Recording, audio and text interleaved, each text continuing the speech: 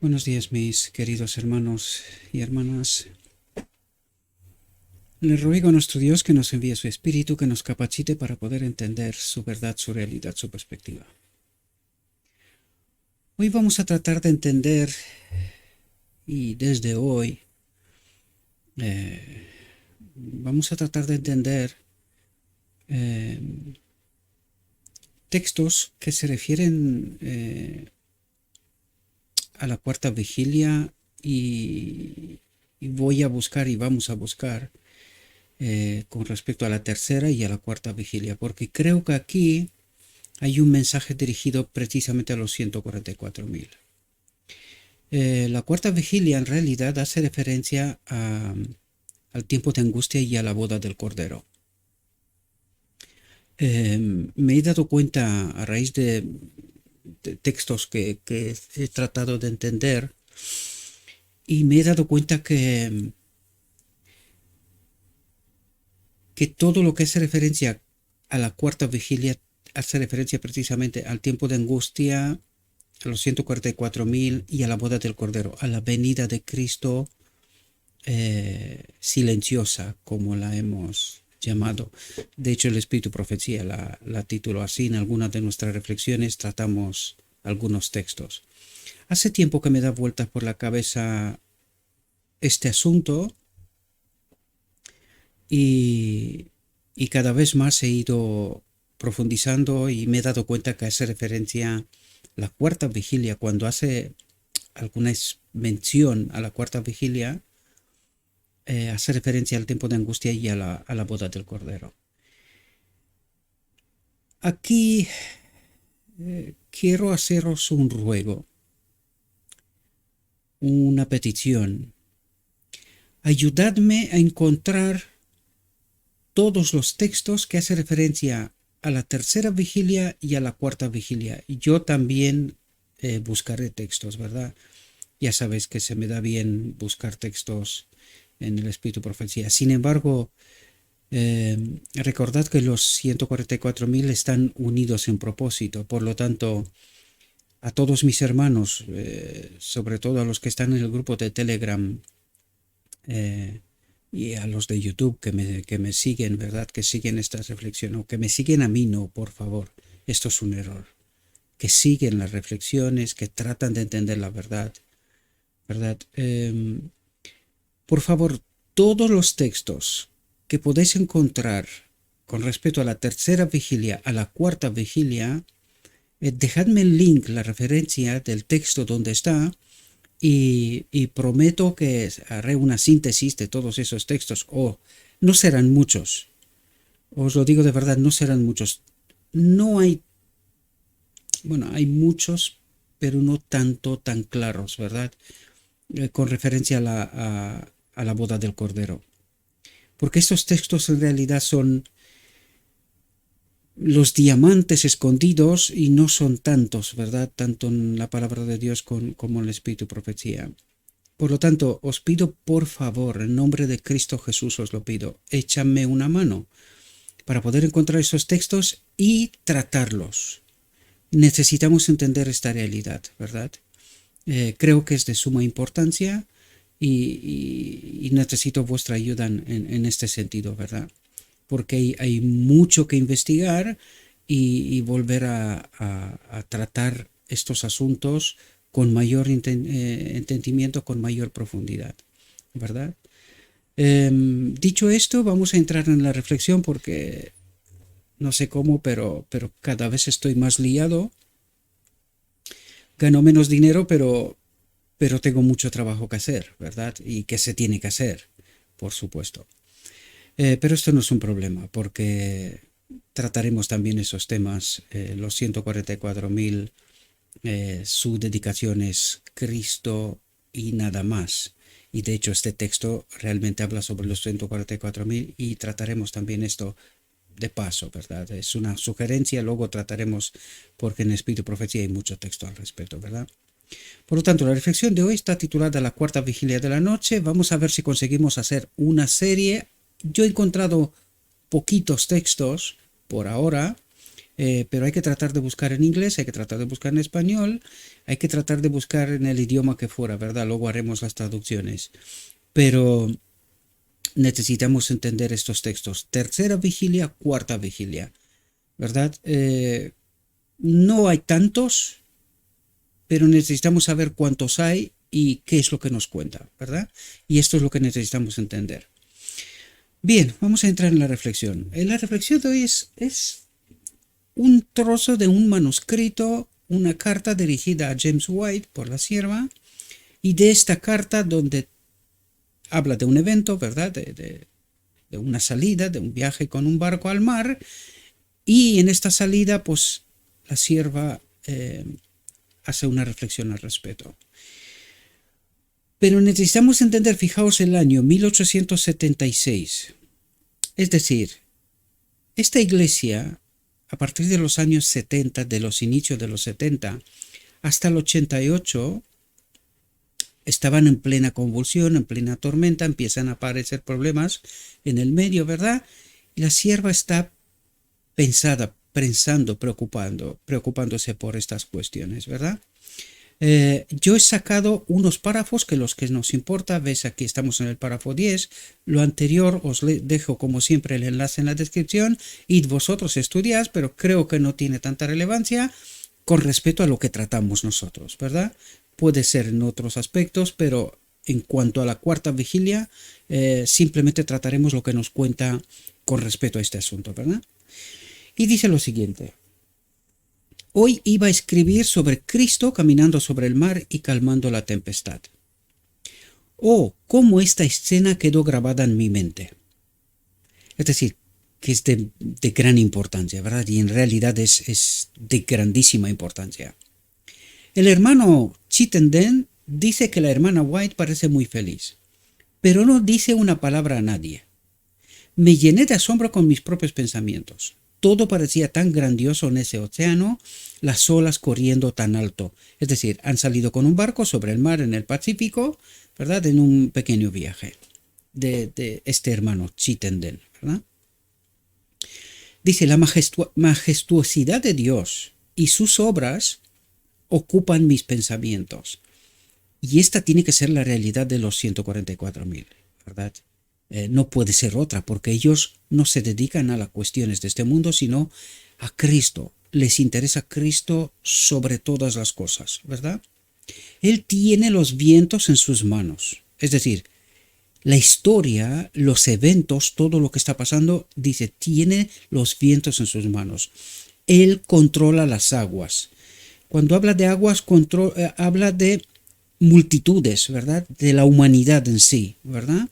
Dice, seres finitos, meras motas en las amplias y profundas aguas del Pacífico, éramos nosotros a los ojos de Dios, y sin embargo, ángeles del cielo fueron enviados desde su excelente gloria para custodiar aquel pequeño velero que corría sobre las olas. Oh, las maravillosas obras de Dios están por encima de nuestra comprensión. Él contempla de un solo vistazo los cielos más altos y el medio del mar. Dice que vividamente se presentaba en mi mente la barca con los discípulos batiendo las olas. Dice, la noche era oscura y tempestuosa. Dice, su maestro estaba ausente. ¿En qué momento sabemos nosotros que el pueblo de Dios estará sin Cristo? En el tiempo de angustia. Pero sin Cristo entre comillas, porque lo vais a ver que en realidad no es así. Simplemente es el tiempo de angustia, es la prueba final. Y aquí la pregunta clave es, y nosotros lo decimos una y otra vez, y incluso en la última reflexión, curiosamente, del grupo que tenemos, de gente que ven estas reflexiones y que se supone que son lo que más entienden, alguien dio un no me gusta. No es porque me importe, ¿no? Pero estoy tomando el pulso, ¿no? De lo que está pasando. Es curioso porque la gran molestia es porque decimos que esta iglesia está sin Cristo. Esta no es una afirmación mía, ni es una afirmación singular. El Espíritu Profecía lo dice una y otra vez, pero si queréis entender bien, la Biblia misma lo dice. El libro de Apocalipsis nos habla sobre la iglesia de la Odisea.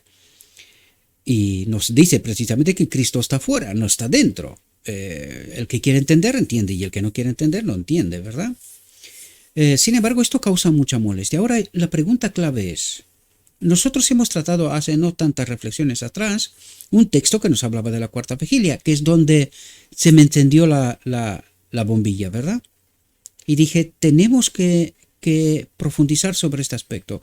Por eso vengo y os pido lo que os pido, y trataremos de entender todas las referencias con respecto a la tercera y a la cuarta vigilia.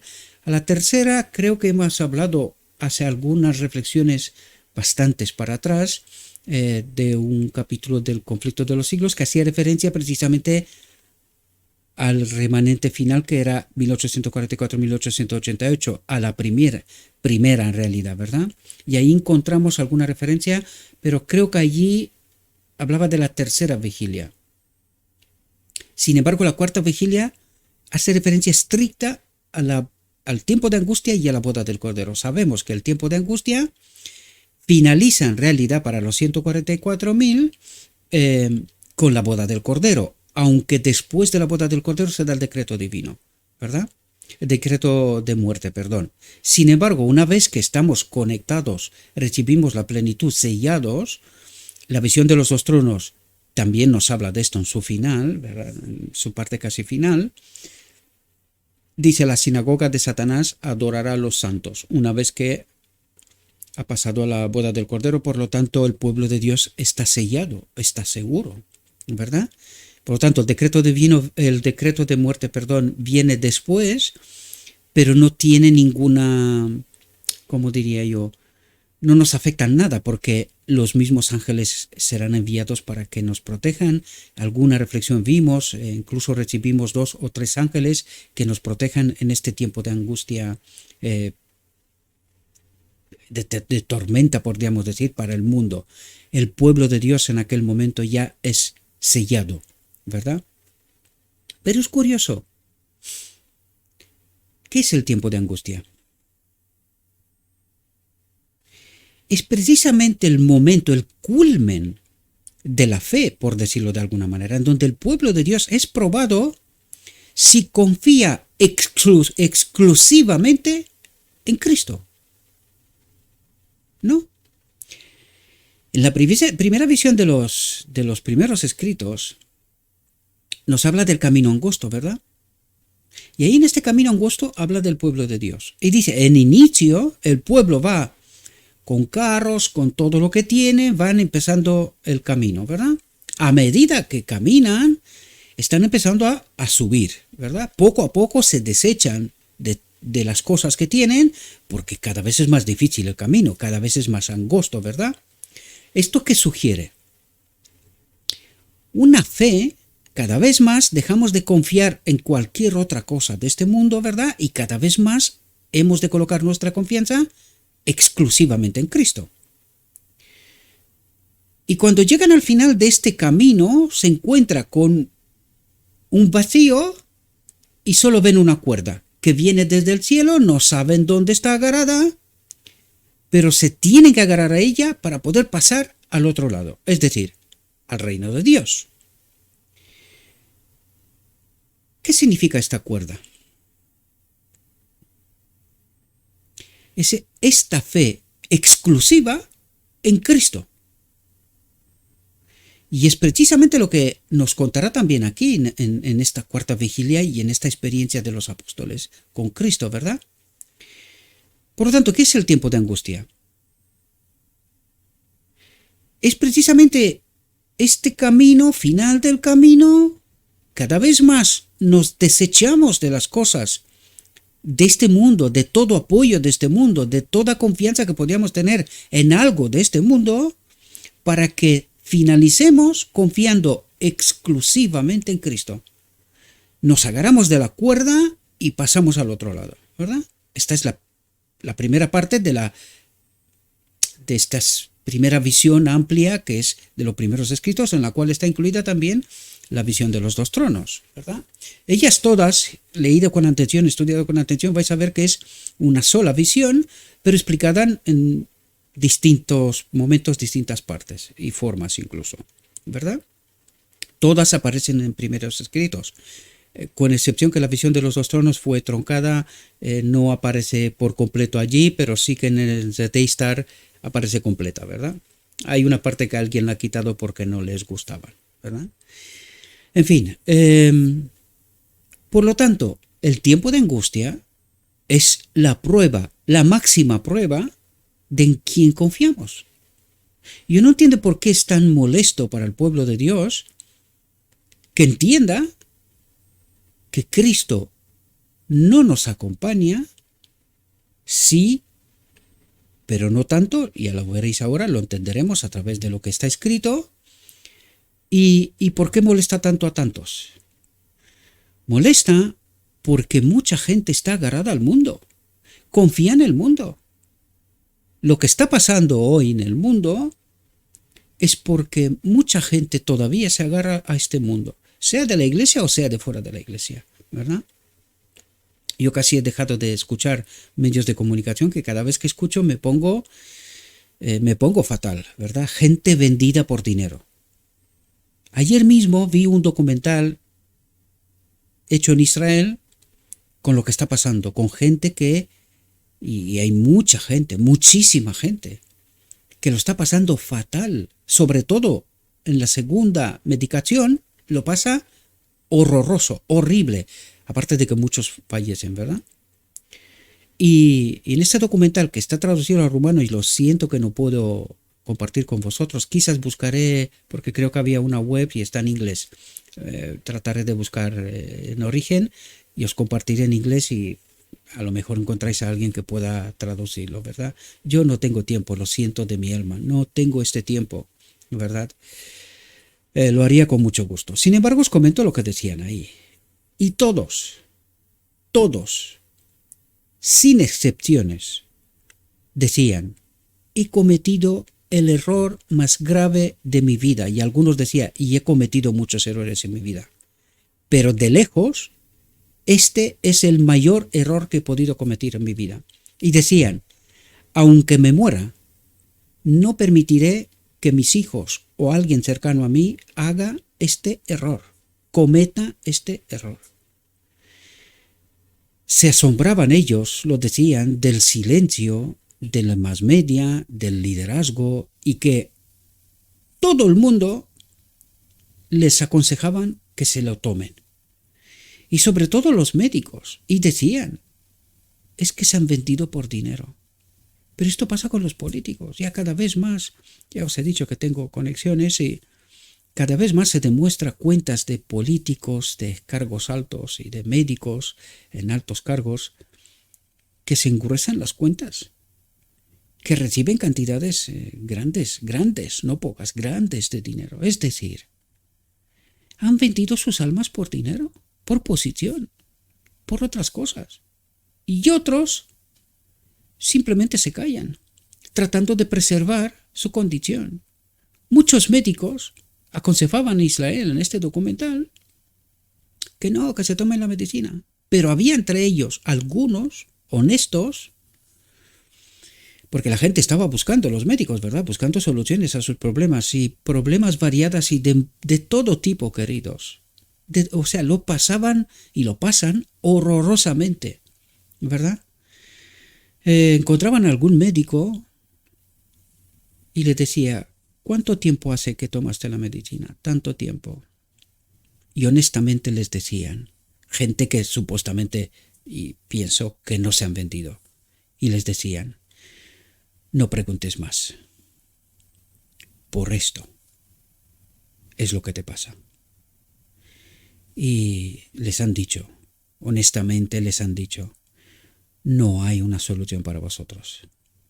Puedo darte medicamentos, puedo darte lo que sea, pero lo que está pasando está hecho con un propósito. Y antes o después pasará. Mientras tanto lo están pasando horrorosamente. Muchos de ellos están rogando morirse porque no pueden más. no pueden más. Yo sé que es un mensaje horroroso y quizás no sería lo que debería de comentaros, ¿verdad? Quizás. O sí, no lo sé. Por fe, por el Espíritu, pues les comento lo que sé, ¿verdad? No me puedo callar. Aunque sé que esto es peligroso, cada vez más peligroso, veo muchos canales que desaparecen, vídeos, o sea, hay un control. Estamos en plena dictadura, queridos. Si no os habéis dado cuenta, estamos en plena dictadura, ¿verdad? Ayer había una manifestación aquí en la ciudad donde estoy yo y la gente decía exactamente esto. Nos habéis, bajo la excusa de la medicina, nos habéis metido en dictadura, ¿verdad? En fin, no sé por qué algunos están molestos, para volver al inicio, cuando el tiempo de angustia es precisamente con un propósito. ¿En quién confiamos plenamente? ¿En algún sostén que nos ofrece esta tierra? ¿Dinero, cuentas del banco, posición, alguna otra cosa? ¿Esta es nuestra fe? Si no es Cristo, queridos, en esta primera visión decía que muchos que habían empezado a caminar se caían del camino, ¿verdad? En los precipicios. Vuelven a repasar la visión y lo vais a ver. Muchos se caían, se perdían, quedaban atrás y se perdían. Por eso al final solo serán pocos. Porque realmente esta experiencia de confiar plenamente en Cristo es una experiencia de pocos, ¿verdad? Porque es una experiencia tremenda, por eso lo llama tiempo de angustia. Es un tiempo de prueba justo antes de entrar en Canaán. Y muchos profesan, dice, pocos son escogidos, porque este tiempo de prueba es un tiempo terrible. Y lo vemos, el círculo se estrechará cada vez más, culminando con la ley dominical, ¿verdad? Pero para mí, cuanto antes venga, ya que estamos en ello, ¿para qué prorrogar la agonía? Que venga, cuanto antes, porque yo quiero a Cristo. Yo ya no quiero nada de este mundo. Es realidad, estoy harto. Ayer hablaba con mi esposa. Casi que te quedas sin opciones, no sabes qué hacer. No sabes qué hacer. Y solo le dije una cosa, querida, los 144, lo único que no les pasará, no morirán. Los elegidos. Si nosotros somos ellos, confiemos plenamente en Cristo. Hay una solución, una salida para todo problema. Pero la clave es confiar plenamente en Cristo. Estar preparados para este momento, que ya estamos en el tiempo de angustia. Porque por eso tratamos de entender la cuarta vigilia. Estamos en el tiempo de angustia, ¿verdad? Bien, dice, el mar era fuerte. Los vientos contrarios. El mundo revuelto, ¿verdad? Los vientos contrarios, o sea, todo contrario a los fieles, ¿verdad? Dice, si Jesús, su Salvador, hubiera estado con ellos, se habrían sentido seguros. ¿Entendéis connotación? Cristo no está con nosotros porque estamos en tiempo de angustia, ¿verdad? Si Jesús, su Salvador, hubiera estado con ellos, se habrían sentido seguros. Durante toda la larga y tediosa noche espiritual, el mundo sin Dios, ¿verdad? Se aferran a sus remos, forzando su camino contra el viento y las olas. Forzando su camino contra el viento y las olas. ¿Camino hacia dónde? Ahora lo entenderemos, ¿verdad? Dice, se ven acosados por el peligro y el error. ¿De qué nos habla aquí? Del tiempo de angustia. Ahora vais a ver que en todo esto, este mar convulsivo, este mundo convulsivo, todo contrario, solo hay algo que es seguro. El barco. Están asentados sobre un fundamento seguro. La verdad. Los 144.000 conocen toda la verdad. Es un fundamento seguro. Y el barco representa precisamente en este mar atormentado, convulsivo, en este mundo angustiado, los apóstoles, los discípulos de Cristo están asentados sobre un fundamento seguro.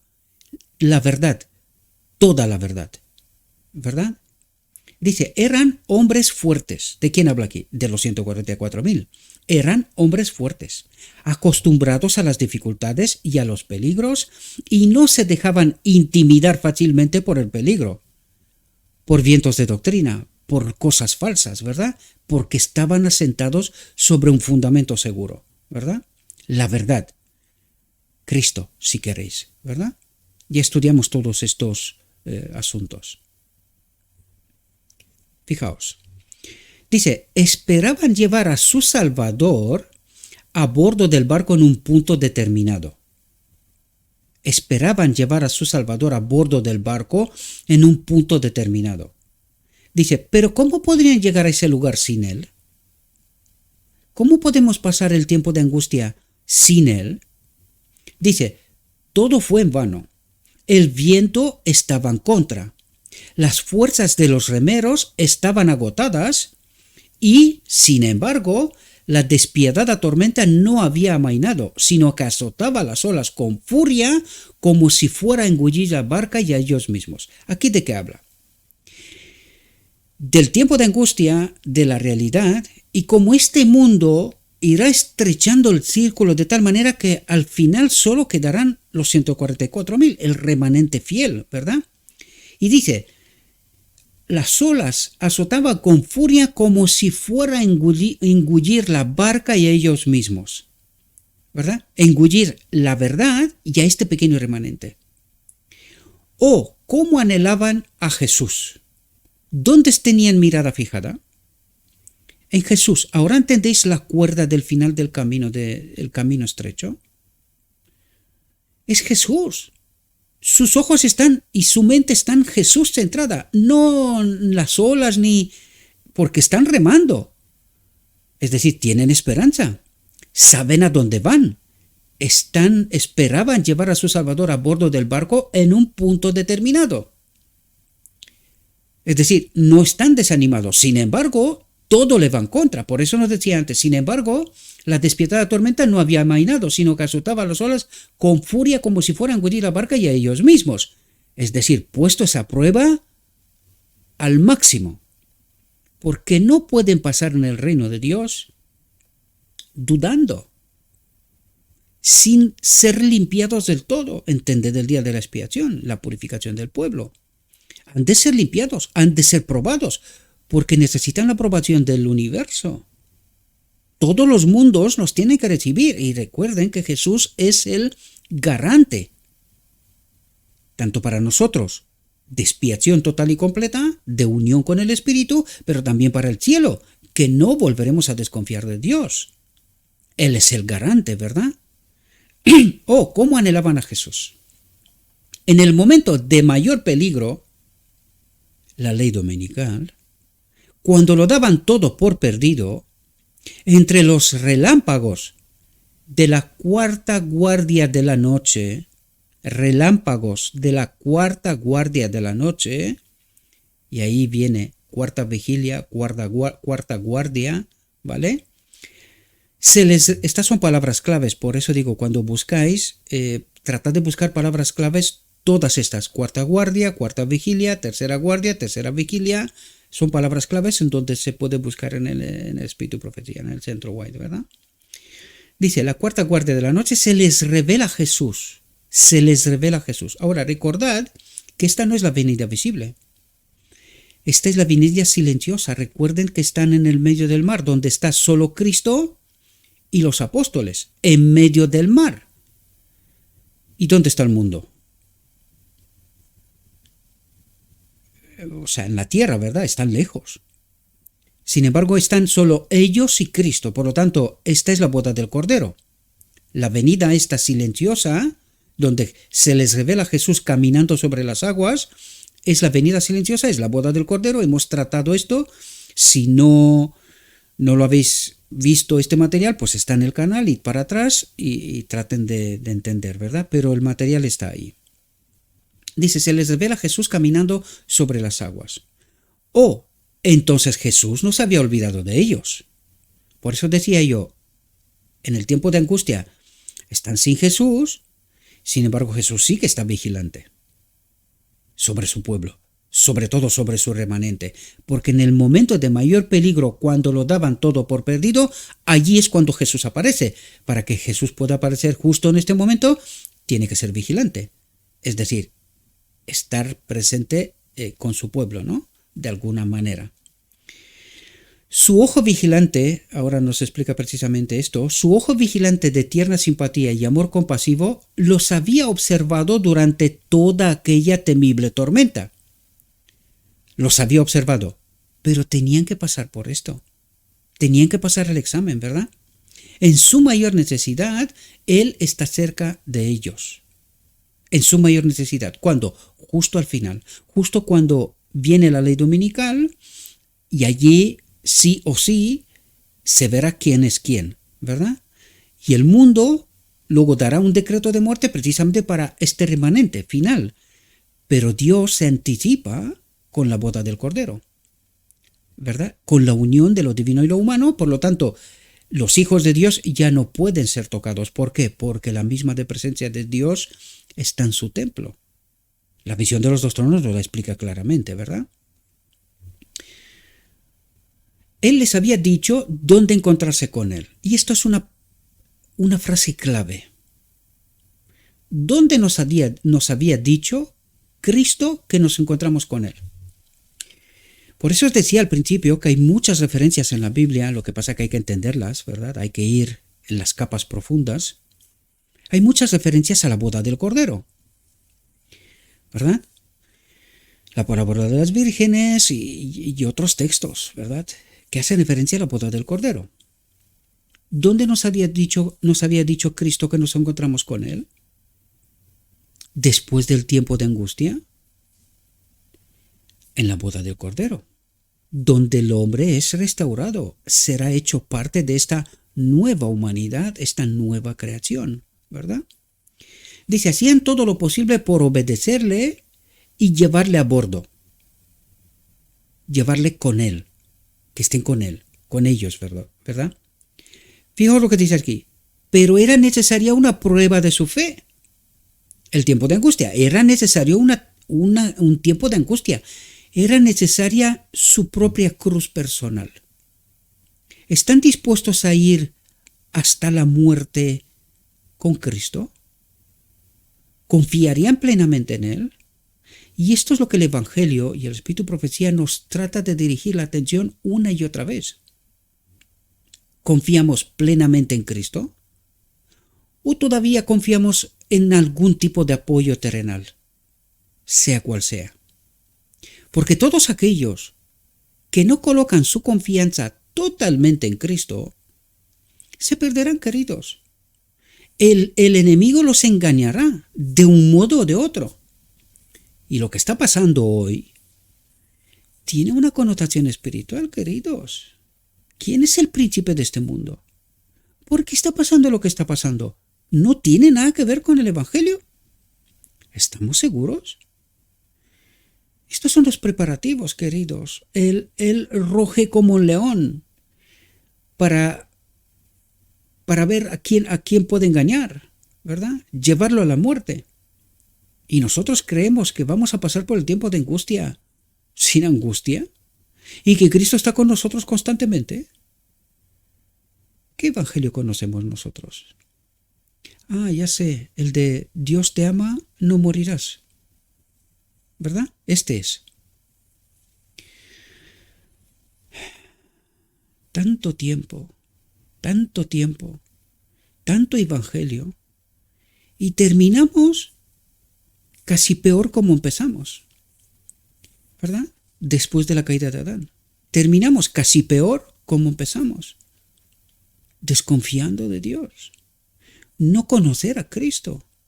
Yo sé que esto es molesto, pero es que no lo digo yo. ¿Entendemos lo que nos dice? ¿Verdad?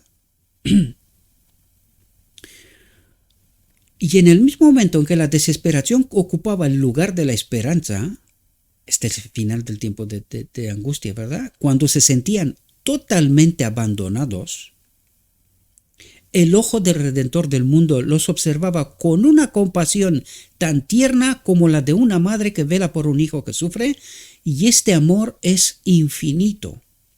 ¿Hacia quién? A los que confían en Él, a los que le obedecen, ¿verdad? Los discípulos se asustaron al principio. Los principios se asustaron al principio. ¿Por qué? Porque en la boda del Cordero experimentaremos la unión con el Espíritu. Ahí experimentaremos algo que al principio nos puede asustar. Pero fijaos lo que ocurre. Dice, pero por encima del rugido de la furiosa tempestad se oyen las palabras que los discípulos más anhelaban oír. Y dice, tened buen ánimo, soy yo, no temáis. Es decir, allí experimentaremos algo inédito, que nadie más, aparte de Adán y Eva, han experimentado en la humanidad. Excepto Cristo, por supuesto, ¿verdad? Nadie más. Por lo tanto, allí experimentaremos algo inédito. Pregustó algo Moisés, ¿verdad?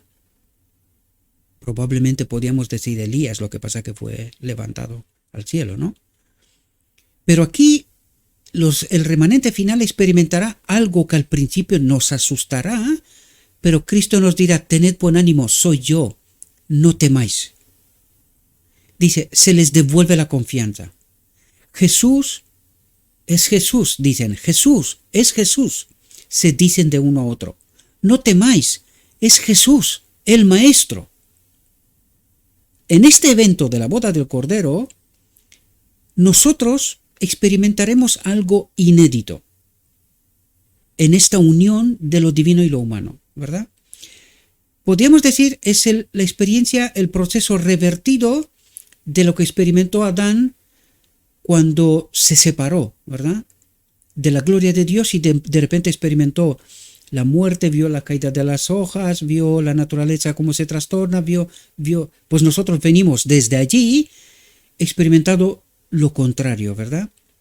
Tened esta confianza, por eso dice, tened buen ánimo, soy yo, no temáis, a pesar de lo que está pasando en el mundo, porque después del decreto de muerte empiezan las plagas, ¿verdad? Por lo tanto, fijaos cómo este texto nos habla precisamente de la boda del Cordero. La cuarta vigilia, la cuarta guardia, hace referencia precisamente al tiempo de angustia y a la boda del Cordero, si os dais cuenta, ¿verdad? Dice, Jesús dijo a los vientos y a las olas, a las aguas agitadas, paz, calma. Recordad que en la visión de los dos tronos, esto hace referencia precisamente a lo que os comento ahora. En la visión de los dos tronos dice que una vez que el pueblo de Dios es sellado, ha participado de la boda del Cordero, ya tienen el Espíritu, la plenitud del Espíritu, ¿verdad? Dice que la sinagoga de Satanás adorarán a los santos. ¿Pero quién están los santos? La plenitud del Espíritu, ¿verdad? Y ahí dice, Jesús dijo a los vientos, a lo que está pasando, ¿verdad? A los que nos quieren matar, el decreto de muerte, ¿verdad? Y a las olas, a las aguas agitadas, multitudes, aguas es multitud de gente, ¿verdad? Aguas agitadas, paz, calma. Y allí es cuando en la visión de los dos tronos nos dice que la sinagoga de Satanás adorará a los santos, pero en realidad ¿a quién adoran? A Cristo. ¿Os dais cuenta? Y es Él que dice, paz, calma, no nos pueden tocar más, ¿verdad? Dice, oh, cuántas veces nos hemos encontrado en nuestra experiencia en una situación similar a la de estos discípulos. ¿Cuántas veces se nos ha revelado Cristo ya convertido nuestro dolor en alegría? Oh Redentor poderoso, Salvador clemente y compasivo, capaz con tu infinito poder de calmar todas las tempestades, capaz de reanimar todos los corazones. Y aquí le calco una vez más, queridos. ¿A qué Dios servimos? ¿Es capaz Cristo de calmar mi tempestad de mi vida? ¿Es capaz de reanimar mi corazón, mi mente? ¿Es mi Dios, el Dios que yo proclamo o pretendo proclamar, real? ¿O solo una declaración? Dice, Él es nuestro Redentor. Podemos confiar en Él tanto en la tormenta como en el sol, como en la paz, ¿verdad? Como cuando hay calma. Él tiene que ser una presencia real, constante para mí. Y esta es la máxima experiencia que nosotros tenemos que llegar, y es lo que procura que esto se defina, ¿verdad? Se separe justamente en el tiempo de angustia. Los que confían plenamente en Cristo y los que literalmente serán engañados, ¿verdad? Porque ya sabemos que no toda la iglesia será salva. No lo digo yo, está en el Evangelio. Si no entendemos esto es porque alguien nos cuenta un Evangelio que no es, ¿verdad? Bueno, mis queridos hermanos, este fue el primer texto. Vuelvo a recalcar, os pido por favor, aquellos que sois estudiosos del Espíritu y Profecía y tratáis todos los días de leer y entender, mandadme por favor textos que encontráis con referencia a la tercera vigilia, tercera guardia, tercera generación y cuarta vigilia, cuarta guardia, cuarta generación, ¿verdad? Textos que, por lo que me estoy dando cuenta y tal como lo vemos, hace referencia al tiempo de angustia y a la boda del Cordero, ¿verdad? Os agradezco anticipadamente por este esfuerzo, ¿verdad? Y espero que me dejáis vuestros textos y espero que esta reflexión os pueda ayudar en vuestro estudio personal, ¿verdad? Como siempre digo, no tenéis que confiar en lo que yo digo. Aquí tenemos el texto, lo escrito está. Reflexionemos sobre él, estudiémoslo, no sin el Espíritu, invitando a Cristo, ¿verdad? Que nos lo explique. Y pues tomemos nuestras decisiones, actuemos en consecuencia, ¿verdad? Os deseo, mis queridos hermanos, que tengáis un próspero día y que en todo lo que os he dicho, os lo he dicho en nombre de Cristo Jesús. Amén.